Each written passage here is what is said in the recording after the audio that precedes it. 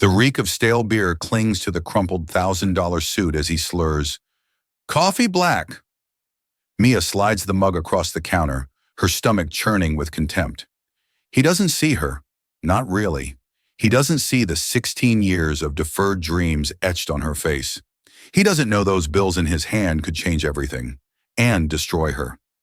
Mia Harris was built from resilience, her life a mosaic of small victories stitched together with stubborn will.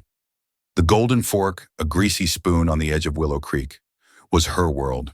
Its yellowed walls, chipped mica tables, and flickering lights as familiar as the lines on her mother's face. She'd been waitressing there since she was 23 when Ellen Harris, her mother, was diagnosed with emphysema. At 16, Mia had quit school to help pay the bills. And now at 32, her days were a blur of coffee refills, medical debts, and the ache of dreams deferred. Ellen was Mia's heart, once a vibrant school teacher who'd read poetry too. Her students, Ellen now lived in a haze of oxygen tubes and whispered memories. Her medical bills were a relentless tide, swallowing Mia's tips, meager offerings from truckers and factory workers who tipped in coins. More often than bills. The diner's owner, Carl, was a phantom, more interested in his fishing boat than the business. He hadn't raised Mia's wages in years, leaving her to stretch every dollar until it screamed. The diner's crew was her lifeline. Jenny, with a voice like honey and a notebook full of half-finished songs, dreamed of Nashville, but stayed for her kid brother. Carla, 62, with a smoker's rasp and a glare that could stop a bar fight, had been at the Golden Fork longer than Mia. Pete the cook was a gentle giant, slipping extra portions of meatloaf for Ellen when Carl wasn't looking, where a makeshift family bound by late-night laughs and shared exhaustion. It was a Tuesday, the kind of night where the air felt heavy with unspoken warnings. Mia was scrubbing ketchup bottles, her mind on Ellen's latest hospital visit, another $2,000. She didn't have when the bell chimed.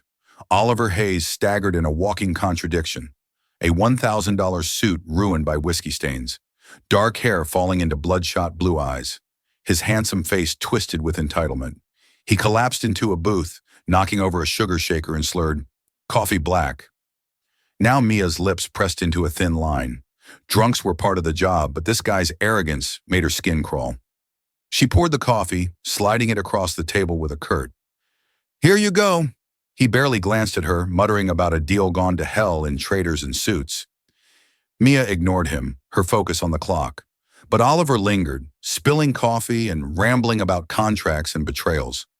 By 2:45 a.m., he was the last customer, and Mia's patience was gone. "Time to settle up," she said, dropping the check. He fumbled for his wallet, dropping a stack of hundreds. Mia's breath caught, but she didn't touch them. "Cab's coming," she said, already dialing. She wasn't letting this guy drive, no matter how rich he looked. When the cab arrived, she hauled him up, ignoring his slurred protests. "You'll thank me later," she muttered, guiding him outside. He mumbled something about her being one of the good ones before collapsing into the back seat as the cab vanished. Mia shook her head. Just another night in Willow Creek. Days later, Mia was drowning in the lunch rush. Ellen had coughed through the night. Each rasp a knife in Mia's chest. Sleep was a ghost in the diner's chaos-filled drinks. Carl's complaints about low inventory felt like a personal vendetta. The bell chimed and Mia looked up expecting another regular. Instead, Oliver Hayes walked in. He was a different man. Suit crisp, hair neat, blue eyes sharp with purpose. The diner's chatter faded as heads turned. Jenny whispered. "Whose trouble?" Mia muttered, wiping her hands on her apron. Oliver scanned the room, his gaze locking onto her. Mia Harris. His voice was smooth, practiced like he was used to getting what he wanted. Mia's tone was wary, her arms crossed. He smiled, a polished grin that didn't quite reach his eyes. "I owe you an apology and an opportunity." Mia hesitated. She didn't trust men who looked like they'd never scrubbed a dish, but curiosity won out. She led him to a booth, ignoring Carla's raised eyebrow. "You paid your tab," she said. "We're done. This isn't about the tab." Oliver leaned forward, his voice low. "I'm Oliver Hayes, CEO of Hayes Hospitality. We own restaurants, hotels, a few other ventures. That night I was a mess. Bad day. Too much whiskey. You didn't have to help me, but you did. You got me home safe. That's not something I take lightly. IA shifted uneasy. It's my job. It's more than that. He said, I did some digging. You've been holding this place together for years, despite Carl's neglect and your mother Lynn, right? You're carrying her too. Mia's guard shot up. How do you know about my mom? I make it my business to know. Oliver's tone was calm, but there was a weight to it. The golden fork is dying. Carl's checked out, and this place is bleeding money. I want to give it to you. Mia blinked, her mind blank. Give me what ownership, full control. I'll cover the transfer, clear the debts, give you a budget to rebuild. You're the right person to make this place shine. Her laugh was sharp, almost hysterical. You're out of your mind. Why would you do that? Oliver's smile faded, his eyes distant. I owe someone a second chance. And I see something in you, Mia. You're not just surviving, you're fighting.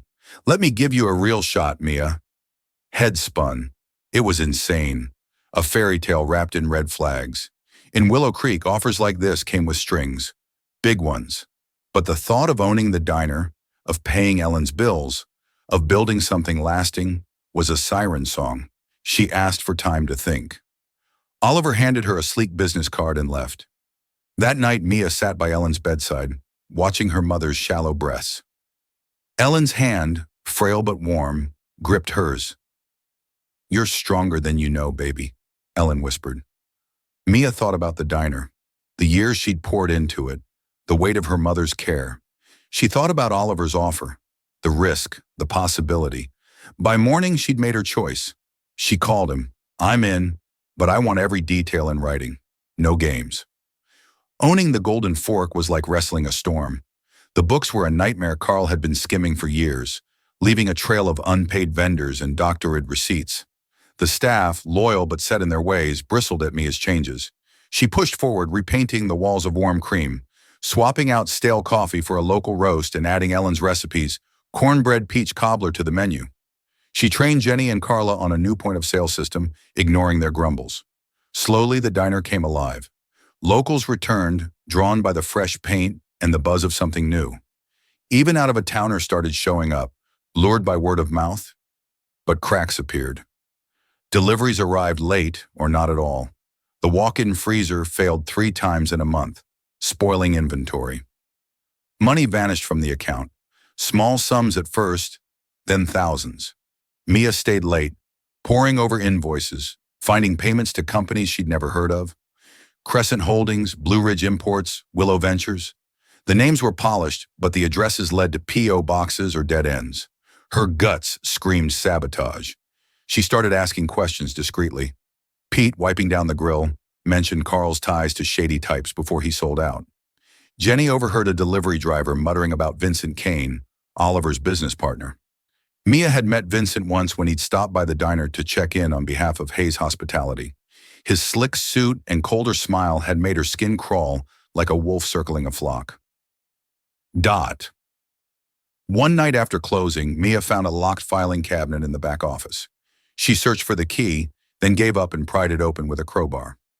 Inside were ledgers handwritten and meticulous, detailing payments to Crescent Holdings and others, hundreds of thousands of dollars funneled through the Golden Fork. Dates stretched back years, long before Mia's time as owner. Her heart pounded. This wasn't mismanagement. This was a crime. She drove to Oliver's downtown office, a glass and steel fortress that made her feel like an intruder. She slammed a copied ledger on his desk. What the hell is Crescent Holdings? Oliver's face strained of color. Where did you get that? Answer me, he sighed, running a hand through his hair. It's Vincent Kane, my partner. He's not what he seems. Explain, Mia demanded, her voice like iron. Oliver's story came haltingly. Vincent had been with Hayes Hospitality from the start, a brilliant dealmaker with a dark side. The Golden Fork, along with other small properties, had been a front for his money laundering schemes, washing cash for clients with ties to organized crime. Oliver had known for years but looked the other way, convincing himself it was just business. Giving Mia the diner was his attempt to pull it out of Vincent's orbit, to give her a clean start while distancing himself from the mess. Mia's hands shook with rage. You used me. You made me a target. I didn't know he'd come after you, Oliver said, his voice raw. I thought I could keep you out of it. Out of it, Mia laughed, bitter and sharp. I'm neck deep in your lies. She left, her mind racing. Vincent's shadow loomed over everything. The diner, her mother's care, her future. She was caught in a war she hadn't started, and the only way out was through. Mia faced a choice that haunted her sleepless nights. She could expose Vincent and Oliver, risking the diner, Ellen's care, and her own safety. Or she could stay quiet, play along, and hope Vincent's schemes didn't destroy her. The decision wasn't easy. Clawed at her, testing her resolve. But Mia Harris wasn't built to bend. She chose to fight. She turned the diner's back office into a war room. Working after hours to gather evidence, she photographed the ledgers, recorded conversations with suppliers who hinted at Vincent's strong-arm tactics, and traced payments to offshore accounts using a library computer to avoid detection. She kept her findings in a locked box under her bed, away from the diner's prying eyes. Every creak of the floorboards, every car that lingered in the parking lot made her pulse race. She was playing a dangerous game, and she knew it. Vincent wasn't blind. He sensed her digging. One night he appeared at the diner after closing, his smile ablaze. You're asking questions you shouldn't. Mia, he said, leaning against the counter. Too close. Walk away. You don't want to know what happens if you don't. Mia met his gaze, her voice steady despite the fear gripping her chest. This is my diner. You don't scare me. Vincent's laugh was low, chilling. You'll learn. The retaliation was swift. The diner's power was cut, leaving customers in the dark. A health inspector arrived with a list of violations. Grease traps, fire codes that Mia knew were fabricated. A delivery truck accidentally rammed the loading dock, costing thousands in repairs. Vincent was tightening the noose, and Mia felt it. She didn't back down. She remembered Sarah Monroe, a local journalist Carla knew from poker nights. Sarah had a reputation for taking down corrupt officials with dogged persistence. Mia met her in a park far from the diner and handed over a flash drive with everything: ledgers, recordings, emails. This could get ugly, Sarah warned, her eyes scanning the files. I'm already an ugly, Mia said. Just make sure it counts. Sarah worked fast. 10 days later, the story broke. Headlines screamed. Hayes Hospitality linked to money laundering scandal. Vincent Caney was named as the mastermind. His shell companies exposed. His ties to organized crime laid bare. The police raided his office, seizing computers and files. Vincent was arrested, his polished facade crumbling as he was led away in handcuffs. Oliver wasn't unscathed. Implicated in the scandal, he cooperated with the authorities, offering testimony against Vincent in exchange for leniency. He admitted his role, knowing about the laundering, but failing to act as regret-heavy, but not enough to erase Mia's betrayal. She'd trusted him, and he'd made her a pawn. The fallout was brutal. Reporters swarmed the Golden Fork, scaring off customers. The diner's accounts were frozen pending investigation. Mia lay awake at night, wondering if she'd saved the diner or destroyed it. Had she fought for justice, only to lose everything? Mia refused to let the Golden Fork die. The scandal was a wound, but she saw it as a chance to heal. She called Sarah again, pitching a new story, not about Vincent's crimes, but about the diner's rebirth. Sarah's follow-up piece, Willow Creek's Heart. A waitress's fight for her town hit the local paper and went viral online. It painted Mia as a hero, a small-town woman who'd taken on corruption. And when locals, who'd always seen her as one of their own, flooded the diner, bringing friends and family.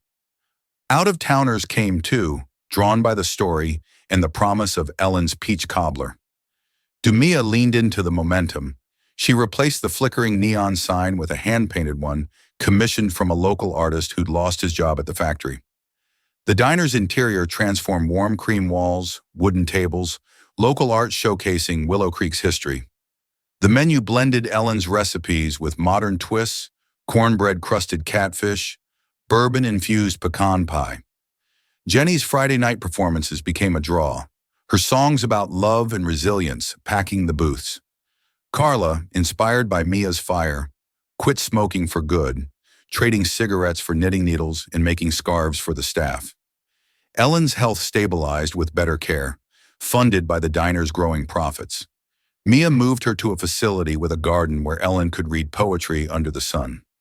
One afternoon, Ellen pulled Mia close, her voice a whisper. "You've given me more than time, baby. You've given me pride." Mia's tears fell, but she smiled, squeezing her mother's hand. Oliver stayed in the shadows, wiring funds for renovations as a quiet apology. Mia accepted the help but kept her distance.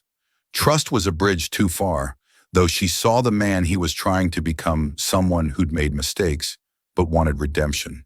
She didn't forgive, but she didn't hate either. The Golden Fork became Willow Creek's heart.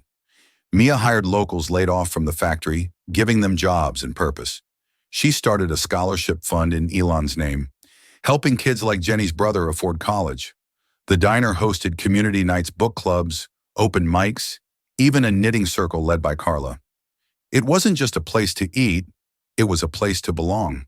One evening, as Mia locked up, she paused under the new sign, its warm glow steady against the night. She thought about that night with Oliver, how a single act of kindness helping a drunk stranger into a cab sparked a chain reaction. She'd been invisible, a waitress scraping by, but now she was a force, a woman who'd rewritten her story and her town's. As she walked home, the stars above Willow Creek blazed, brighter than she'd ever seen. The Golden Fork wasn't just a diner anymore. It was a legacy. Mia had saved her mother, her community, and herself. And in doing so, she'd proven that even the smallest spark could ignite a fire that changed